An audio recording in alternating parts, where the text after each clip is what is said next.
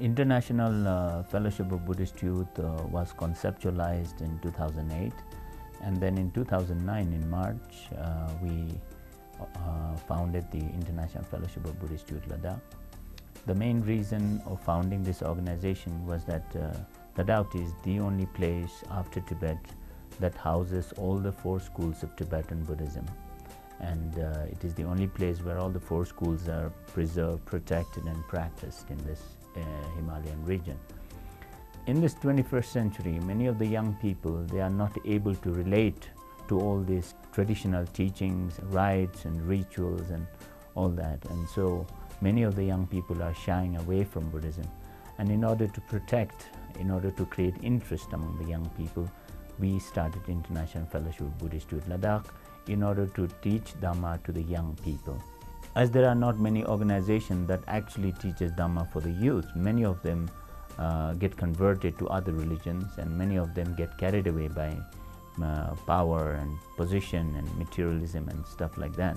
So in order to make them streamline in the Buddhist teachings, we started this program. So our annual programs include the Buddha Jayanti program that we celebrate each year with a program called Dana Service, where we visit all the hospitals, old age homes, disabled children homes, to visit these patients, to visit these people, give them a sense of belonging with a fruit packet, and lots of volunteer youth from schools, from colleges, from universities, and we spend the whole day with them during the Buddha Jayanti celebration.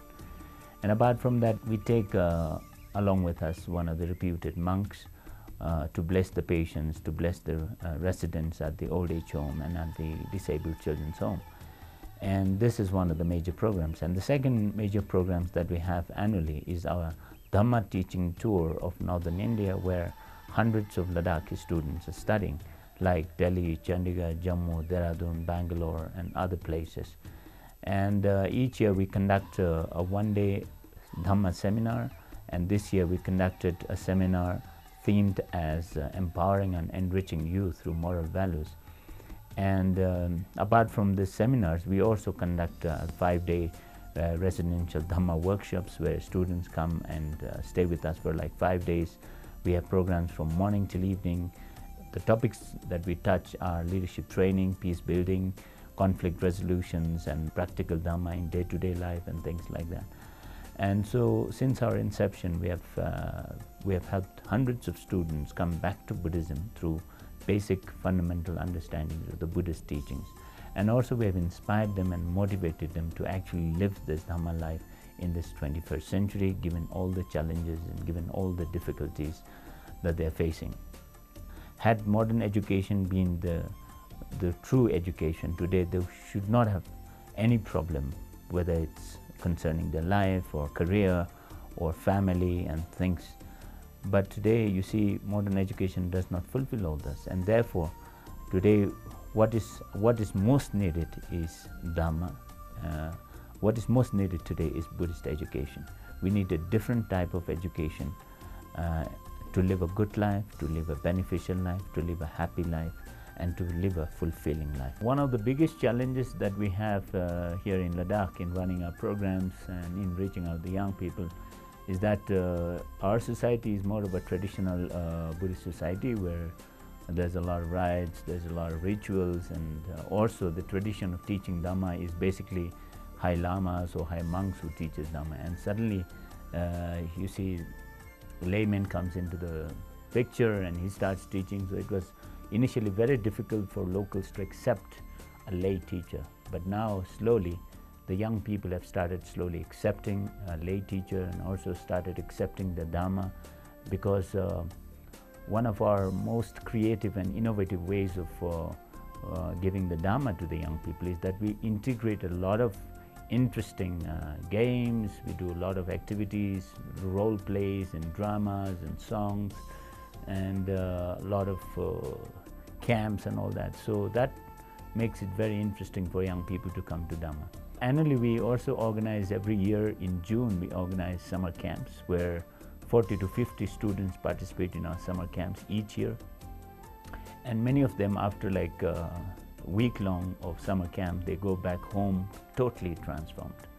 We have had so many young people who had a lot of the usual metropolitan problem of stress, tensions, fears, worries, depressions, and also there's a very high rate of suicide cases in our society.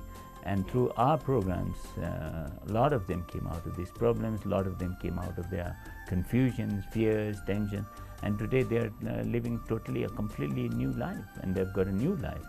So that is why we've been constantly running our programs effectively since our inception. And the other programs that we have is that every winter we have Dhamma class or Dhamma courses, where 60 to 70 students each winter come to our courses for like 3 months, where we have whole day teachings of Dhamma. We teach Abhidhamma, we teach suttas, we talk about Vinaya, and we also meditate together.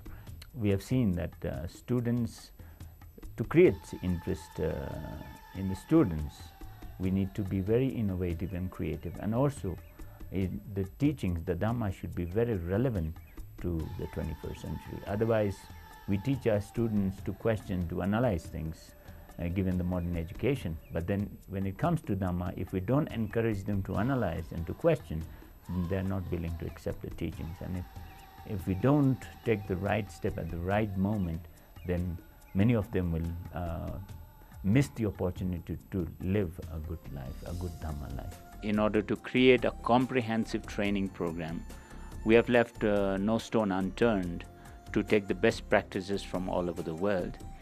And therefore, we applied for a regional center of the World Fellowship of Buddhist Youth about 2 years ago. And since then, we have been actively participating in the youth exchange, youth forums, youth leadership training in various countries.